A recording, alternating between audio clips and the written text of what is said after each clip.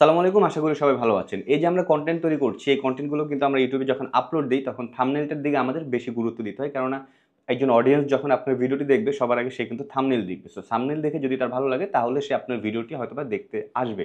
তো এই কারণে আসলে আমাদের থাম্বনেইলের প্রতি আলাদাভাবে গুরুত্ব দিতে হয়। সো বুঝা যাচ্ছে থাম্বনেইলকে করতে হবে আকর্ষণীয়। আর এই আকর্ষণীয় করার জন্য আমরা কিন্তু নানা ধরনের টেকনিক ইউজ করে থাকি।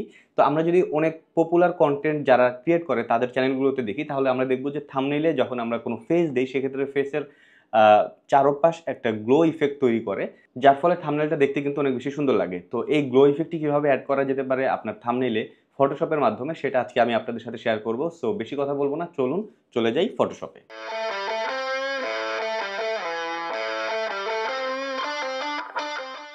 এখানে অলরেডি একটি থাম্বনেইল কিন্তু আছে। তো এই থাম্বনেইলটি মূলত প্রিভিয়াস একটি কনটেন্ট, যেখানে আমি দেখিয়েছিলাম কিভাবে থাম্বনেইলের জন্য ফেসটাকে স্মুথ করা যায় বা ফেসের ব্রাইটনেস বাড়ানো যায়, সেই ব্যাপারটা আমি এখানে শেয়ার করেছিলাম। তো এই থাম্বনেইলটা থেকেই এই যত প্রকার ডিজাইন রয়েছে, টেক্সট রয়েছে, সবগুলোকে যদি আমি অফ করে দিই, তাহলে শুধুমাত্র ছবিটি দেখা যাবে।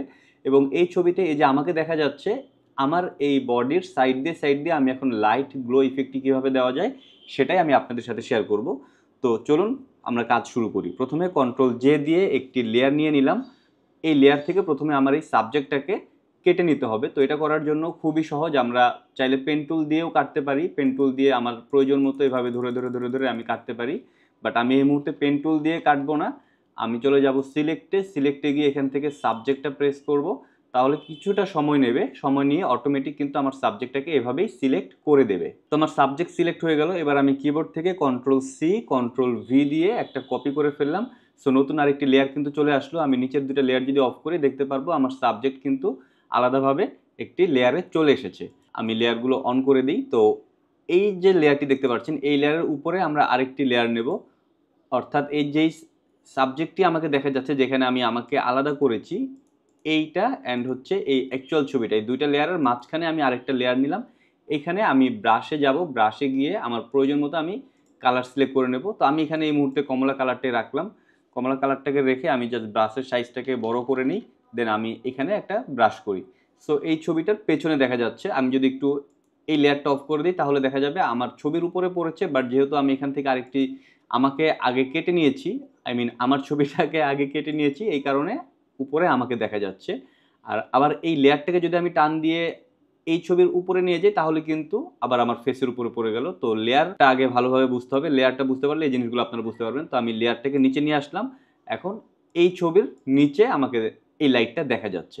ওকে, সেমভাবে আমরা আরেকটি লেয়ার নেব। আরেকটি লেয়ার নিয়ে ব্রাশে গিয়ে এখন আমরা হোয়াইটটা সিলেক্ট করব।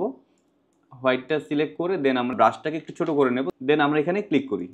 দেন কন্ট্রোল টি দিয়ে চাইলে আমি এটাকে সিলেক্ট করে আমার প্রয়োজন মতো আমি এটাকে রিসাইজ করে নিতে পারবো। That's it.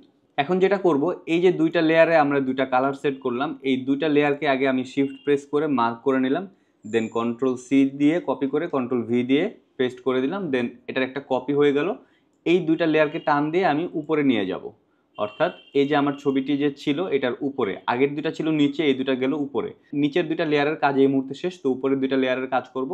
সো প্রথম যে কালারটি দেখতে পাচ্ছি কমলা কালার, সাদাটাকে অফ করে দিয়েছি। কমলা কালারটাকে আমরা প্রথমে যেটা করব, ব্লেন্ডিং মুডে যাব। ব্লেন্ডিং মুডে গিয়ে এখান থেকে আমরা লিনিয়ার কালার ডজ দেব।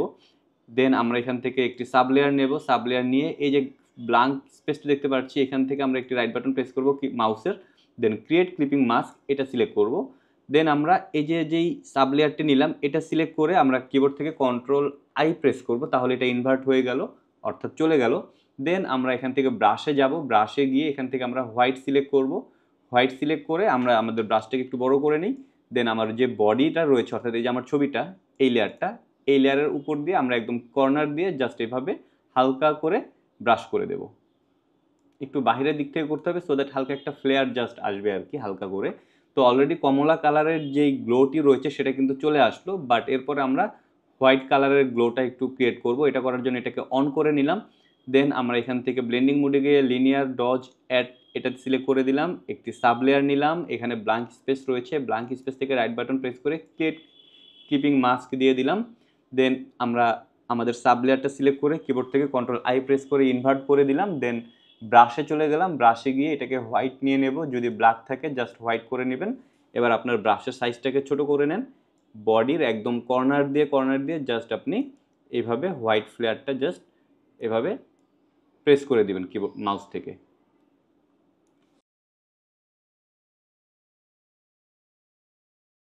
সো আমরা যদি একটু ভালোভাবে খেয়াল করি আমরা দেখব আমাদের বডির চারপাশ দিয়ে কিন্তু এই লাইটের গ্লোটা চলে এসেছে। সো আমার কাজ অলরেডি ডান। বাট যদি কোনো টেক্সট বা অ্যানিমেশন কোনো কিছু অ্যাড করা হয় সেক্ষেত্রে আমি একটু অন করি এই লেয়ারটা, যেটা আগে থেকে ক্রিয়েট করা ছিল, সেক্ষেত্রে ব্যাপারটা কিন্তু এরকম দাঁড়াচ্ছে। একটি থাম্বনেল কিন্তু মোটামুটি এইভাবেই তৈরি করা হয়। সো আজকের ভিডিওতে আমি কিভাবে গ্লো করা যায় এটা দেখালাম। আমার কিন্তু আরেকটি ভিডিও রয়েছে, সেখানে আমি আপনাদের সাথে শেয়ার করেছি কিভাবে আমাদের থাম্বনেলের জন্য আমাদের যে ফেস আমরা সেট করি বা যে ফেস আমরা ইউজ করি এই ফেসটাকে আমরা কীভাবে আরও অনেক বেশি স্মুথ এবং আরও বেশি ব্রাইটেন করতে পারবো সো দ্যাট থাম্বনেলটা আরও সুন্দর লাগবে।